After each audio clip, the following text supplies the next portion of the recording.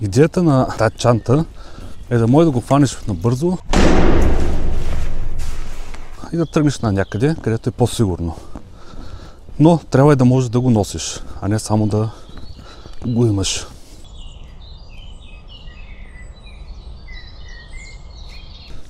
Идеята е човек така да намери някакво място, където може да разпъни кервана, така да се каже, да сложи своите неща и да чака примерно нещо да се случи, да се подобри положението или ако бяга човек примерно от пожар, да минат пожарникарите, да оправят нещата, а да не седиш някъде на пътя просто. Ето за това имам палатка, която е лекичка, мисля, че 800 грама беше или кило и нещо. За двама човека е.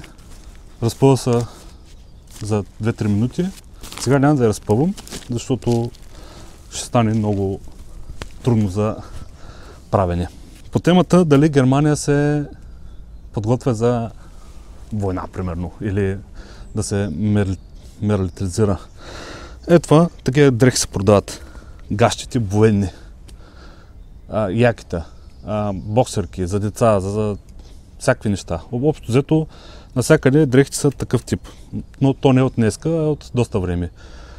Сега в днешно време постоянно виждам разни обяви в социалните мрежи. Искате да помогнете нещо на Германия, вие може да влезете в нашата армия, някакви такива реклами. По уличните влакове също виждам, че целите са в камуфлаж и в реклами.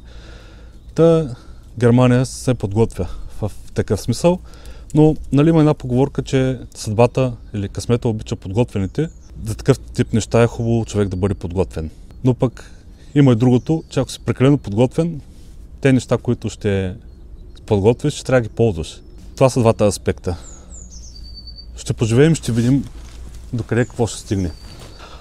Тези гащи, защо ги обичам? Защото тук мога да се нося патрончето с ракията. Само че това е вода, ама по принцип може да сложиш едно такова шише в такъв тип гащи, които имат джобови отстрани, а други гащи с други цветове, примерно сини, черни, такъв тип точно не мога да намеря. Или поне за под 100 евро, което е абсурдно. Какво има в този мой подготвен пакет за оцеляване, който тежи доста.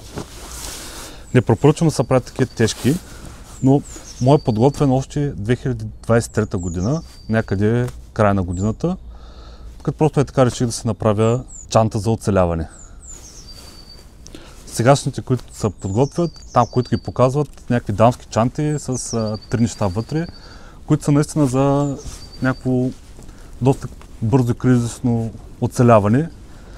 Моето е за доста по-сериозно оцеляване. Като започнем от този спален чувал, който няма също да го разопаковам целия, но ето колко е голям. Поне в обявата пише, че издържа до минус 20 градуса. Не съм го ползвал да го тествам. Минус 20 градуса е доста добре.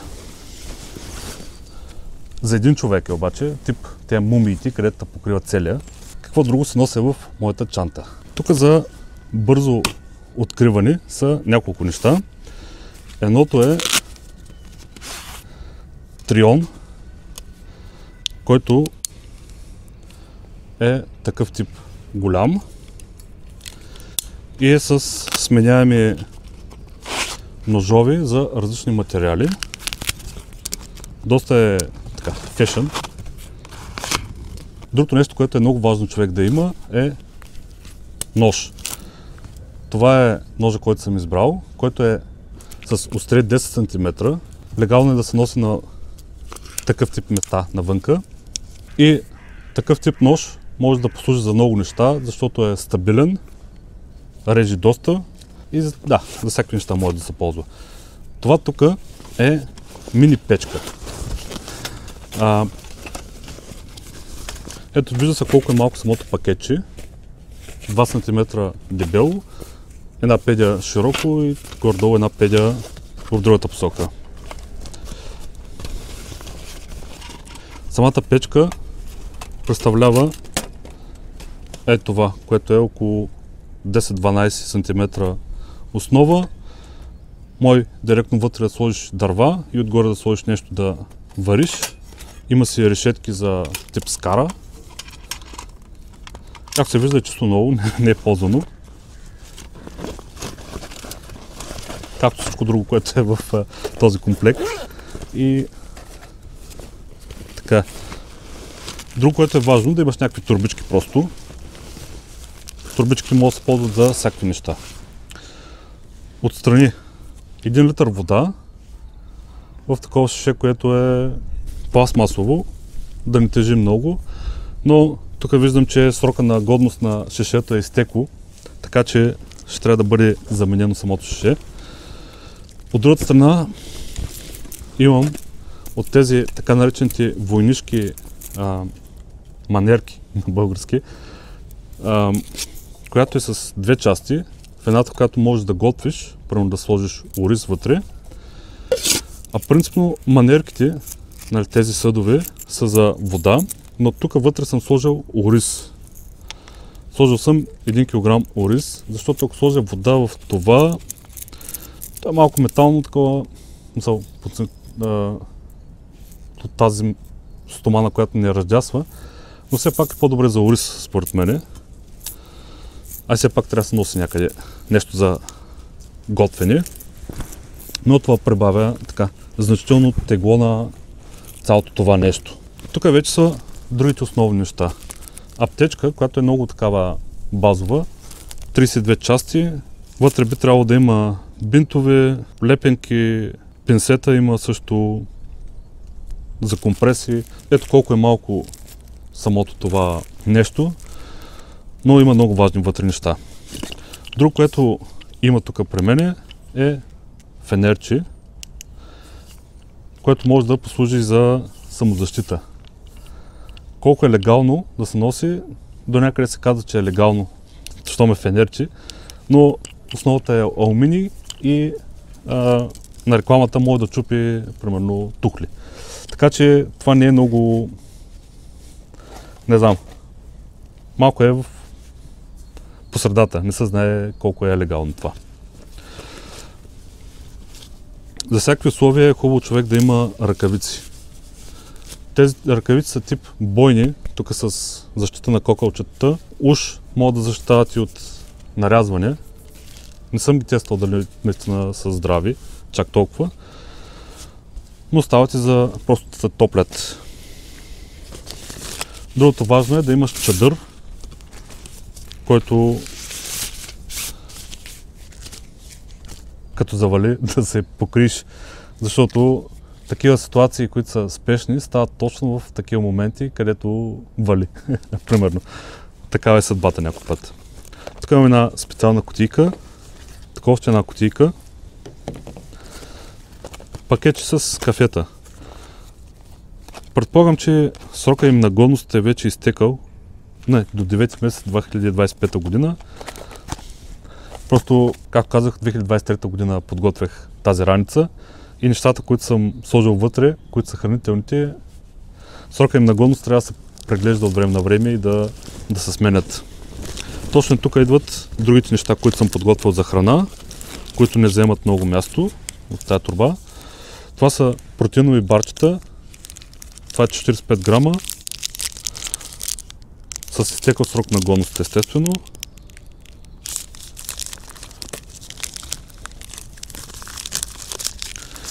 А за тези 40 грама и всяко дава 172 килокалории енергия, което горе-долу може да те засити.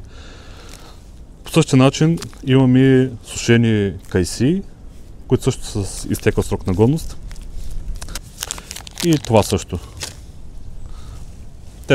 Всичките неща са с изтекъл срок на годност.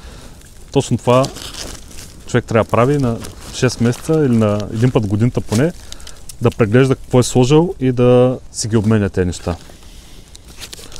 В момента даже това съм забрал какво е точно. Аз сега се сещам вече. Това е от едновремешните прашки. Само че едновремешните прашки ги правихме от дърво, а тази е купена. с алуминий, много стабилна, много готина. Идва с топчета, които можеш да стреляш с тях, да се самозащитаваш примерно от някакви животни или от някой. Или просто е така, като мене, като искаш да го имаш, го имаш. Друго важно, което трябва да носиш, е да имаш някакво въже, да се превържиш, да таковаш. Много препоръчваното нещо е да имаш радио. Това радио е с слънчев панел отгоре, да се зарежда от слънцето. Както се вижда, днеска времето е типичното за Германия, мрачно, дъждовно или по-скоро да, днеска е слънчево. От това слънце може да се зареждаш това радио. Има също фенерче, може да свети с него, освен нали, че чуваш новините. Има аларма, ако не можеш да викаш и трябва да създаваш шум. Алармата е доста силна. И също има такава врътка, с която като нямаш енергия, като въртиш да създаваш енергия за радиото. И също можеш да си зареждаш телефона от това, като капацитета е за едно зареждане на телефон. Тук имам метална чаша, която мога да готвя, мога да си правя кафе, една просто турбичка, ако правиш някакви бокуци да се събираш. Тук са консервите, които би трябвало да имат по-дълъг срок на годност до 9 месеца на 2026 година. Те принципно са 2, 3, 4, даже някои са за 20-30 години продължителност на годност.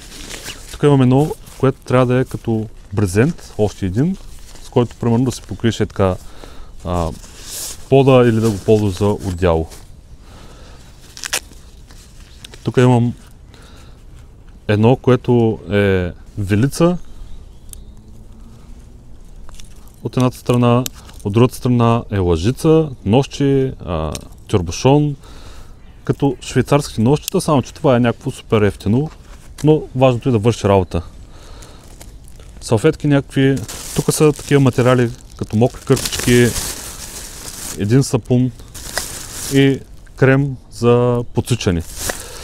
Защото ако стане някаква извънредна ситуация и трябва да вървите много на път, раницата, дрехите, обувките ще ви потрият местата и ще трябва да се мажете с такъв тип кремови и така нататък. Друг, което имам, е филтър за вода, който уж убива 99,9999% от микробите, като просто прекарваш водата, някаква вода през този филтър и би трябвало да излиза чиста. Не съм го пробвал. Най-важното нещо на хората, тоалетна хартия, едно роло. Още един нож, който е малко така ексцентричен, но може да свърши някаква работа. Тук съм сложил шапка, която да е за всяко време. Хубава лъжица и лъжица. Още един брой, защото нали, там с нощчето показах. Чорапи, долни гащи, кърпа, такъв тип неща, които може да се наложи да се сменят. Тук е домашна ракия в това стъклено шише. Може да се ползва за почерпка, може да се ползва за промиване на рани, за стопляне и за всякакви неща. Тук е още един от тези уреди, който се сгъва, крие няколко неща. Тук са мини клещи, не изглежда много стабилен, но има отверчици малки отстрани, просто е интересно. Тук съм си сложил и една хармоника. Ако ти стане скучно и не искаш да слушаш радио и да създаваш шум, да привлечеш някой, примерно, хармониката е подходящо. Друго интересно нещо е тази лопатка, като видяхте колко бързо се превръща от сгънато нещо на лопата, която може да се ползва. Не тежи много, но по-добре е да се вземе лопата, която е фиксирана и стабилна. Тази малко така, като изгъзица съм я купил. Тук имам дъждобран, още един дъждобран, а тук са 50 от тези пръчици, които са неоновите, като се щупят и светят.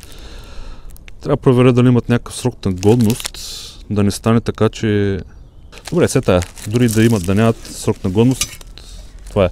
И една чиния, която в нея може да се готви, като тиган може да се ползва, може да се режеш на нея и да, за всякакви честа може да се ползва. Естествено, такъв тип чиния тежи и моята раница, мисля, че с всичко това е някъде около 15 или над 15 кг, което не е малко. Останаха тези две кутии. Отварям първо тази, където има един вид запалка, втора запалка, тиксо, кондоми, някакви пари. Тук съм сложил там, не знам, 100-200 евро, нека да има. Секундно лепило, свински опашки има също и ластици. Примерно парите е ясно. Като имаш книжни пари, както са тук тези, може да си купиш всичко. Особено ако имаш много повече, доста няма за какво да се притесняваш. Тук е проблема, че ако имаш, нали, пари в банки и така нататък, нямаш книжни пари, доста по-трудно. Затова колкото и да се дигитализира, всичко да става дигитално, по-хубаво да имаш книжни пари. Кондомите. За мъжете знаем за какво може да се ползват, но може да се ползват и примерно да изолираш нещо, да си покриеш телефона, да носиш вода с тях, може да се намери приложение. А тази кутийка, тя се затваря горе-долу плътно, не може да влезе вода вътре да ги намокри нещата. И последната кутийка, която е така зарибена и покрай нея събрах другите неща за тази раница моя. Мисля, че в Amazon струваха около 20 на 30 евро този тип кутийки. Има термоотдял, което вижте какъв размер е, колко да са покрити.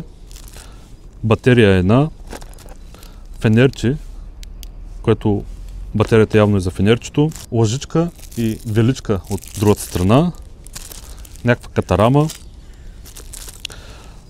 Това е разтегателна пръчка с магнит, който аз допълнително съм сложил, защото примерно ако ви паднат ключовите или нещо друго метално падне в някаква дупка, с това да може да бутне, нали, да извлечеш нещото. Някакъв нож, който е сгъваем, който не е много стабилен, свирка. Тук също има един бинт, още една катарама, компас, който може да си го сложиш на ръката като гривна. Това е тел, който може да режеш дървета с него.